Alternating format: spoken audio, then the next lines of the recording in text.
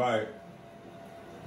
Shouts out to Domino's. I used to work for Domino's quite some years Busted. ago when I was 18. One night I was out making deliveries, and I had finally stumbled to the last house of the night. I was ready to get the night over with, as it was getting late, and I had school the next morning. The house was only a few miles from town, and maybe 6 or 7 miles from the Domino's that I worked at. But the property I was delivering to, and the atmosphere around the area, made me feel like I was in the boonies. When I pulled into the driveway, right away, I felt a shiver fly up my spine. I got this dysphoric-like feeling in my chest too. I just remember feeling very unpleasant. The driveway was a very long and narrow gravel driveway that stretched for probably a quarter mile. It looked like nothing short of a black hole from the end of the driveway before I pulled in. There were tons and tons of trees on both sides of the driveway, and the tree line on each side sat no more than 5 feet from the driveway, making it all the more eerie and dark. I sat at the end of the driveway for a brief moment as I was trying to get myself in check, because if I'm being honest, it was downright creepy and I was spooked. If it's that creepy, you should stay in your car. Roll down the window. Get the pizza. Yank! And pray to God they hit the door. Didn't help that it was almost 10 o'clock at night, and I kept hearing something before me in the trees. Oh no. I realized that it was probably just some sort of animal, but still, it was an uncomfortable situation to be in for me. I remember hearing an owl whistling as well. It's hard to explain the way I felt. I just had such a bad feeling about the whole situation that lied ahead of me. But I had to deliver the pizza. There was no question about it. If I went back to my boss with the pizza and he found out that I didn't deliver it because I was scared, there is no doubt in my mind that he would have fired me. Well, how about you come do this shit? You do it. You do it. You do it. And let me watch you do it. You better not get scared at all. You get scared, you're going to bump my raise up to $20 an hour. Cluck is you talking about? And I get to pick my hours. And I'm getting paid vacations. You know? You better not be scared these sliders. You better not even hit one of these.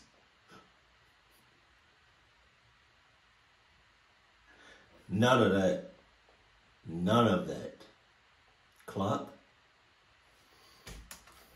So I reminded myself that I was just overthinking and that everything was going to be okay. That all I had to do was drop the pizza off on the porch, as the customer already paid for it online, along with the tip. As I crept my way down the driveway and I got closer to the house, I saw a man sitting on the front porch, smoking a cigarette. That's creepy.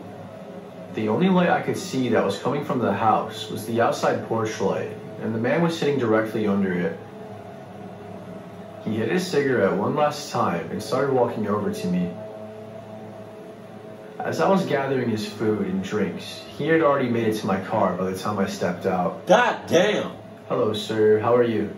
"I got here as quick as I could," I said. Then the man stared at me for what felt like way longer than he did, with a very irritated look on his face. He asked me why I was sitting at the end of his driveway for 5 minutes, and I sort of tripped over my words as he caught me off guard. At this point, he was standing directly in front of me, and he ripped the pizza from my hands. Then he started complaining about how the pizza was cold. Okay. I was confused on how he knew I was sitting at the end of the driveway for a few minutes, as there is no way he could have saw me from the porch. Thinking about it now, I suppose he could have heard me. Or maybe he had cameras that surveillance his property. But in the moment, I was thinking on my feet, and I didn't want to upset the customer further. I just really wanted to get out of there. So I told him that I had no clue what he was talking about. The look on his face became even more distraught when I said that, and he told me that he hates liars. Then I noticed someone who came from the inside of the house that was walking in our direction. Oh no. And then two others who were walking from the backside of the house. Hell no. Yo, if the pizza isn't scorching hot, is that really a problem for your ass? It's really that much of a problem now. You gotta gang up on me because the pizza is not scorching hot. I'm pretty sure you got an oven. Just warm up that motherfucker. Towards us as well. My adrenaline amps up to 1,000, and at this point, it was either fight or flight. I knew for a fact that something bad was going to happen if I didn't get out of there. I sat the rest of the food down, along with the 2-liter that he ordered, and I ran to the driver's side door so I could speed away and get the hell out of there. But as soon as I opened the car door, one of the guys grabbed my head and smashed it on the car window, and I fell to the ground. Then the man made me hand my wallet and phone over. They told me to get out of here and that if I told anybody, like the police, about what happened, that they would come for me and my family. They had my ID, so they knew where I lived, and that's just not something I wanted to risk. Luckily, I only had about $70 in my wallet. The rest of my money was in my bank account, so as soon as I got home, I asked to borrow my girlfriend's phone. I called the 24/7 hotline number to cancel all of my cards and report them stolen. That way they wouldn't be able to have access to my money. I got a new ID and everything was okay. Is it? For anyone reading this that does any sort of delivery driving, at night especially, please stay safe out there. Is it though? And listen to your gut no matter what. Is it safe? It might just save your life. He still got your wallet with your ID on it. He knows where you live. It was a cold and windy night, and I was out working. Now, I used to work as a pizza delivery driver part-time when I first got out of school. I needed money really bad, and delivering pizza was a relatively easy thing to do. And at the time, I was actually quite happy with the amount of money I was getting. It wasn't much, but it was more than enough at the time, as I still lived with my parents, and the only thing I had to pay for was my phone bill. That must be nice. Anyways, it was getting late, and this was probably going to be my last delivery of the night, depending on how fast I could get it done, that is. When I arrived at the house, I walked up to the front steps and I knocked on the door. There was nothing unusual going on just yet. They had the main door wide open, with the screen door cracked open as well. I waited for about a solid minute, and I politely knocked again. This time, though, a little bit louder. I wanted to be sure that they heard me this time. I heard music playing in the background, so I was thinking that they probably just didn't hear me. I waited for another minute or so, but still... Okay, like, damn, how long you gonna be waiting? Huh? Huh? Damn! Ah! Yo, if I was ever be a delivery driver, damn, a fucking pizza delivery driver, on me. Ouch. On me. Regardless of how the house looks. It can look run down, abandoned, or it can be looking great, marvelous, fantastic.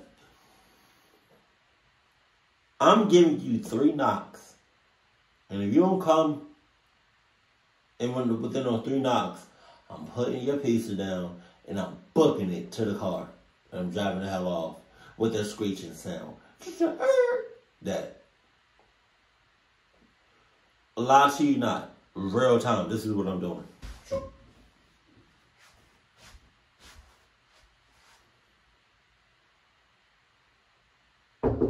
Nothing? Nobody? Alright, bet. And I'm gone.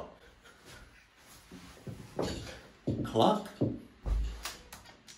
Because, like, why are you waiting, like, 5, 10, 40 minutes? Like, that's ridiculous. He came to the door. I knocked 2 more times with about a minute between each time, and still, no answer. I was in shock, as this wasn't something that happened to me frequently. Usually when I arrived at a house and I knocked on the door, the customer would be there in less than a minute. Just as I was about to knock for the last time, I noticed a piece of paper that had been stuck in between the door. I decided to grab it and read it. Why? Why The would you piece do of that? paper said, "Please deliver the pizza to the back door and knock loud and hard," with a smiley face on it. Right away, I picked that up as a red flag, but at the same time, I convinced myself I was overthinking. I almost just left the pizza on their front porch, but I didn't want them calling and complaining to the store about it being cold when they finally found the pizza. They got it though. What the hell, I'll just do it. At that point, I had been waiting for almost 10 minutes, and I was genuinely starting to get irritated. Wow. As I made my way around the house, the closer I got to the back door, the louder the music became, and that's when I noticed they were having a little campfire outside. However, there was nobody outside, so I slowly walked up the back patio steps, and I knocked on the door, sort of hard. Come on. Just like the paper had said to do. As I waited for somebody to come to the door, I was growing more and more impatient. I was just about to say screw it and just leave the pizza on the deck and get the hell out of there.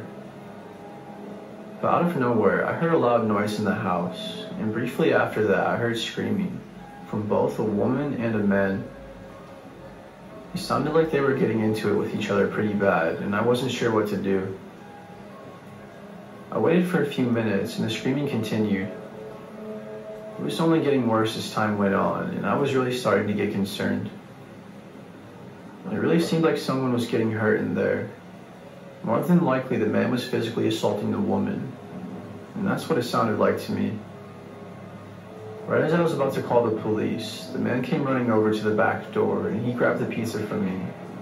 He also apologized to me and said that he was sorry for the wait. My ass. I told him it was no big deal, and I asked him if everything was okay.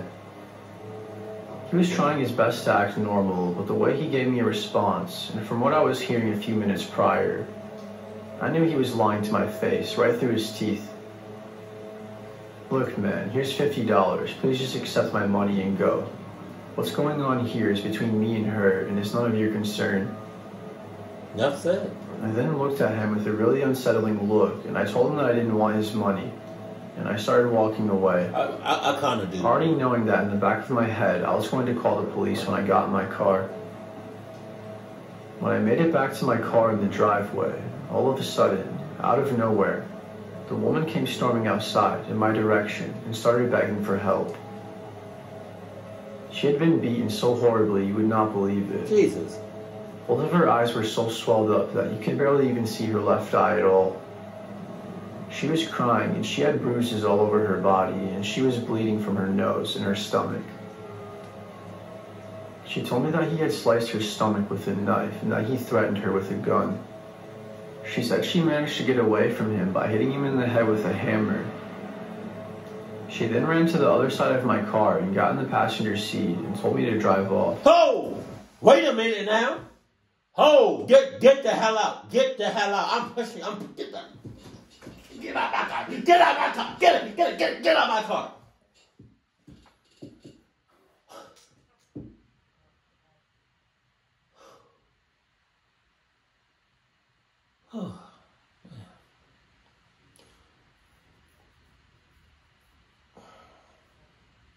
As I drive off.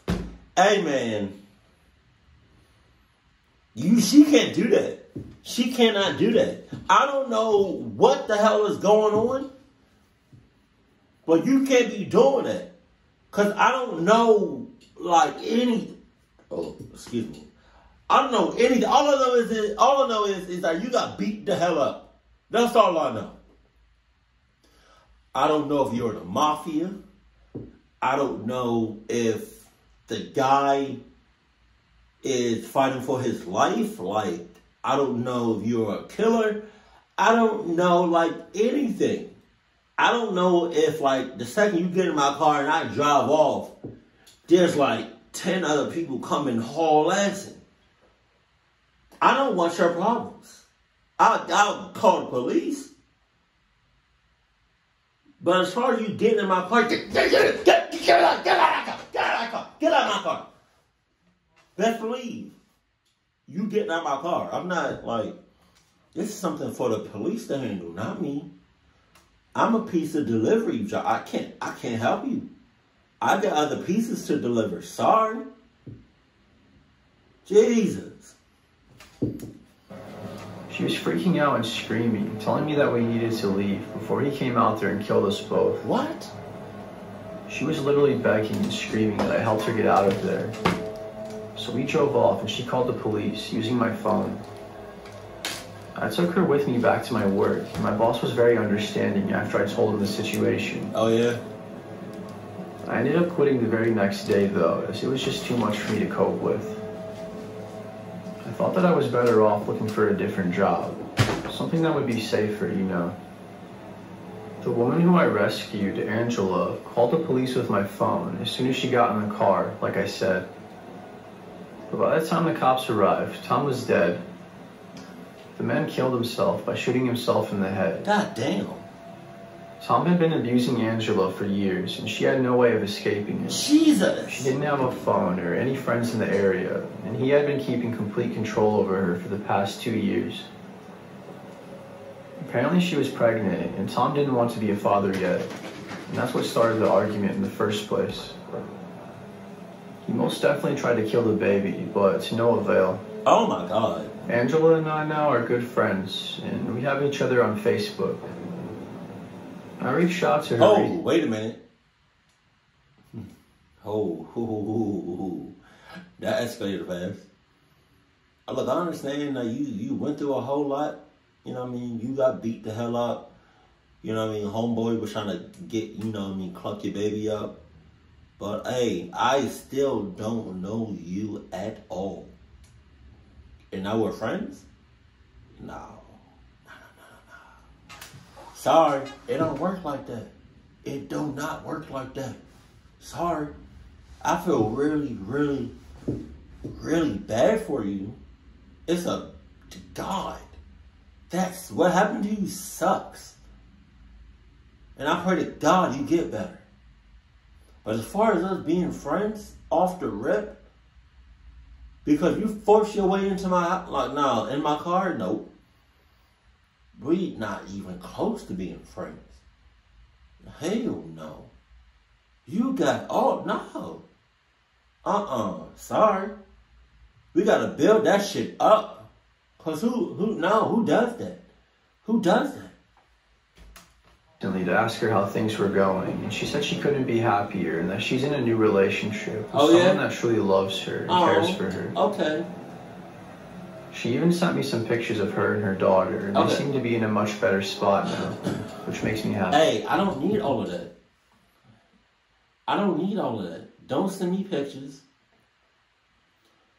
I don't want to see nothing about your daughter. I'm glad you're in a relationship, but like, come on, maybe he can be your friend. You know what I mean? But, what I just experienced as a piece of delivery driver, that was a lot for me to take in, and I'm still taking it in. So please, you know what I mean? I'm glad, you know, I was able to help you out, but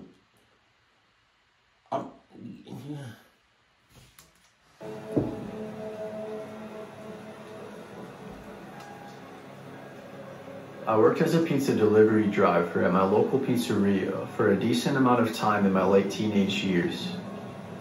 It was almost 11 o'clock at night, and my manager asked me if I could do this one last delivery for the night. No, I cannot. Even though we usually wouldn't do deliveries past 10:30. It was a Saturday night, and we were much busier than usual, so I agreed. After all, I really couldn't have told him no, even if I wanted to. Yes, you could have. I got in my old beat-up 2008 Pontiac Grand Prix, and I turned some music on to help me stay awake, as I was getting really tired, and I was just ready to go the hell home. I live in a small town, so I knew the area very well, like the back of my hand. Ironically enough, I've actually never delivered around this area before. It was a few miles out of town, and I'm positive it would have technically been a different jurisdiction, or at the very least, a whole different township. As I was getting closer to the house, I realized how unfamiliar the area was, but it didn't bother me much. When I got there, my GPS told me I had arrived, but I was still about a quarter mile away from the house. I was really confused, so I kept driving until I saw the next house. I was literally in the middle of nowhere, so I figured it was just the GPS being glitchy or whatever. Like I said, I stopped at the next house, hoping that it would be the correct address. I pulled into the driveway, but the driveway was super long, and I didn't want to drive all the way up to the house and have it be a total stranger. I didn't even order a pizza. So I stepped out of my car and I looked to see if there was an address on the mailbox, and there was. It was definitely the address I had in my GPS, so that gave me a lot of relief.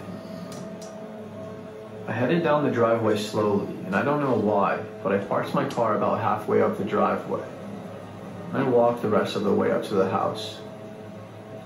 I knocked on the door and I waited for a few minutes, but nobody answered. I knocked once more and waited, and still, no answer. I was upset because that meant I pretty much just wasted all that time for nothing, because my job really relied on tips. I put the pizza on their front porch and I started walking back to my car. I picked up my pace a bit because it was really dark on their property and they didn't have any of the outside lights on, so I had no source of light whatsoever. Before I got to my car, as I was walking, I started hearing footsteps that sounded like it was coming from the back of the house. I could hear the leaves crunching and the sticks snapping with every step that they took. I didn't know who or what it was, but I really didn't want to stay long enough to find out. I got back in my car and I started it, and I slowly started backing out.